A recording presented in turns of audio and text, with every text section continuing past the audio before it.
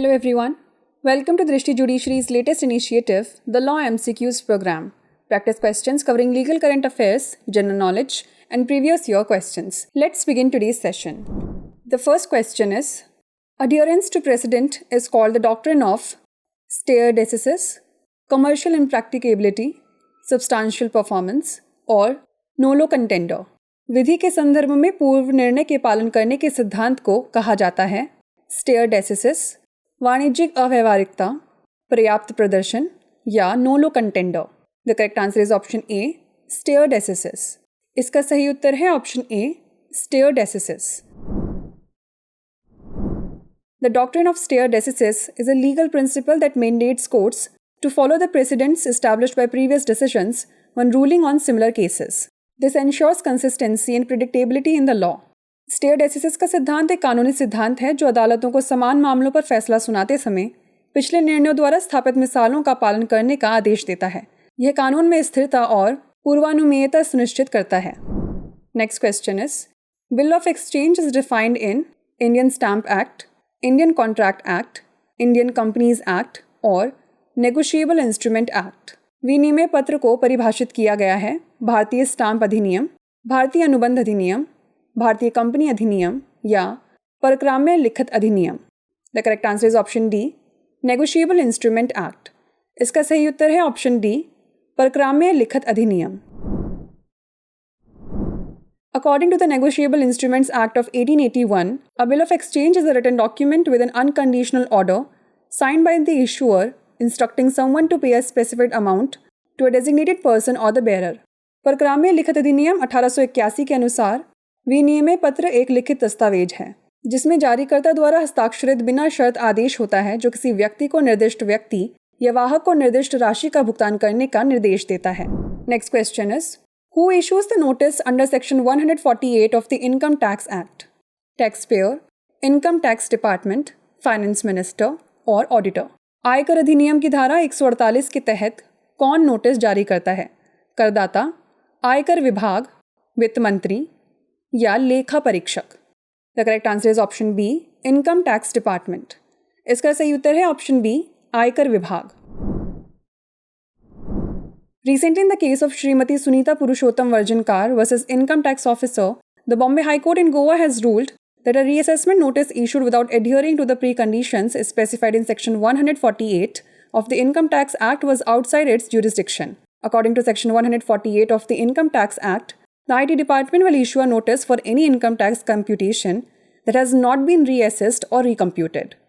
हाल ही में श्रीमती सुनीता पुरुषोत्तम वर्जनकार बनाम आयकर अधिकारी के मामले में गोवा में बॉम्बे उच्च न्यायालय ने फैसला सुनाया है कि आयकर अधिनियम की धारा 148 में निर्दिष्ट पूर्व शर्तों का पालन किए बिना जारी किया गया पुनर्मूल्यांकन नोटिस उसके अधिकार क्षेत्र से बाहर था. आयकर अधिनियम की धारा 148 के तहत आईटी विभाग किसी भी आयकर गणना के लिए नोटिस जारी करेगा जिसका पुनर्मूल्यांकन या पुनर्गणना नहीं की गई है. Next question is, under which section of the NDPS act is the punishment for possession of drugs specified? Section 8, section 12, section 20 और सेक्शन 15. एनडीपीएस अधिनियम की किस धारा के तहत ड्रग्स रखने की सजा निर्धारित की गई है? धारा 8, धारा 12, धारा 20 या धारा 15. The correct answer is option C, section 20. इसका सही उत्तर है ऑप्शन सी, धारा 20. Recently, in the case of Rakesh versus State of Rajasthan, the Rajasthan High Court recently refused to grant interim bail to an accused under the Narcotic Drugs and Psychotropic Substances Act who had requested a 40-day release to attend his sister's wedding. Section 20 of the NDPS Act 1985 deals with the punishment for activities involving cannabis and cannabis resin, including cultivation, production, possession, sale and transport.